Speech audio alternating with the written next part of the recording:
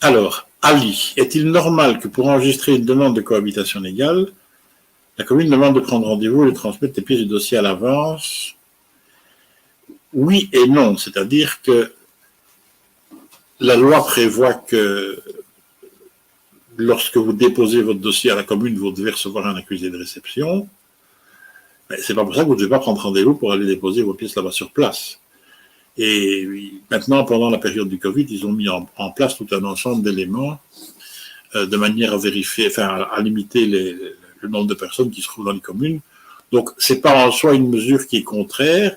La seule chose qu'il faut, c'est que demande de prendre rendez-vous, c'est normal. Prendre les pièces du dossier, c'est normal. Enfin, les transmettre à l'avance pour qu'ils puissent regarder, c'est une question de gagner de temps et d'efficacité. Par contre, ce qui n'est pas normal, ce serait que on ne vous fixe le rendez-vous que si les pièces du dossier sont considérées comme valables, ou qu'on commence déjà à examiner le dossier de manière approfondie, ou si le rendez-vous est trop éloigné. Puisque normalement, c'est à partir du moment où vous déposez les pièces, il n'y a pas de délai en matière de cohabitation légale pour examiner les pièces et pour dire si elles sont valables ou pas. Donc normalement, il y a un accusé de réception qui doit être délivré, et puis il y a un délai d'1 mois.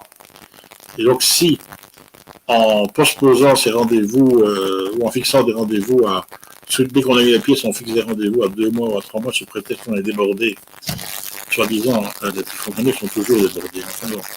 Si sous prétexte qu'on est débordé, on vous fixe un rendez-vous à 3 mois, là c'est clair qu'on contourne la loi, et que donc, il ne faut pas accepter ce genre de choses. Là, vous devez prendre un avocat pour vous défendre contre la commune.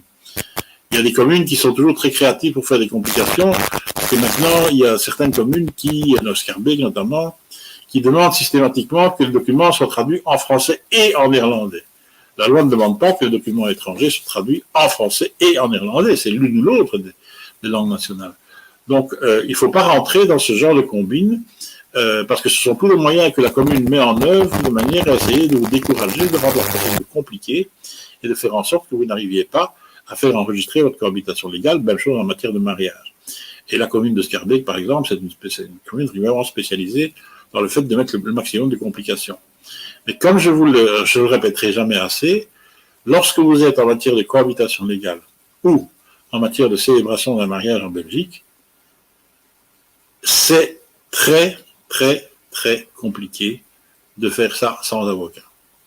Donc, si vous voyez la moindre complication à la commune,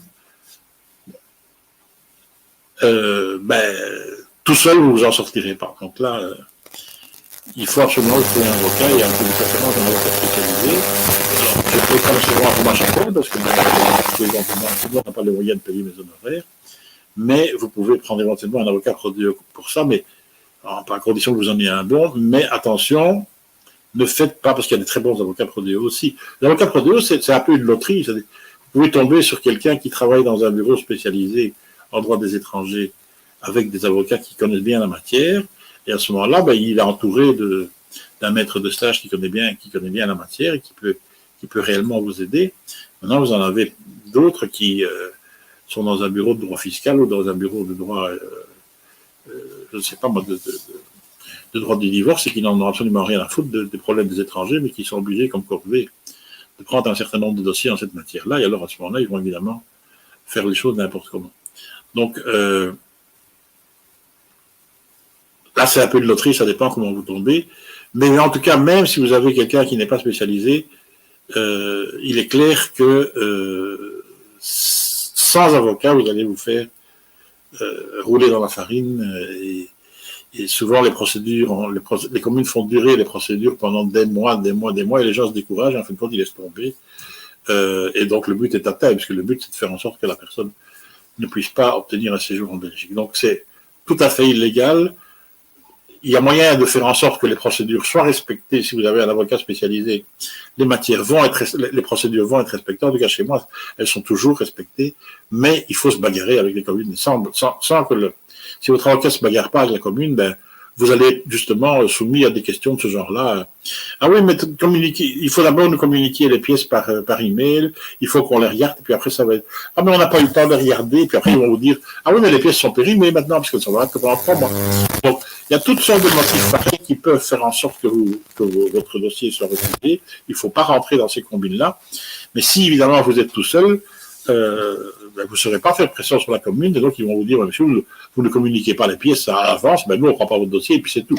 Donc, si vous n'avez pas la moyen de faire pression sur la commune, ou si vous êtes obligé de faire tout ce qu'ils veulent, et si vous faites tout ce qu'ils veulent, vous allez rentrer dans un système où ça fonctionnera, où vous allez vous faire jeter. Donc là, il y a plein de procédures dans lesquelles un avocat n'est pas nécessaire en matière de droit des étrangers. Par exemple, si vous demandez le regroupement familial en tant que père d'un enfant belge, bon, ça c'est relativement simple.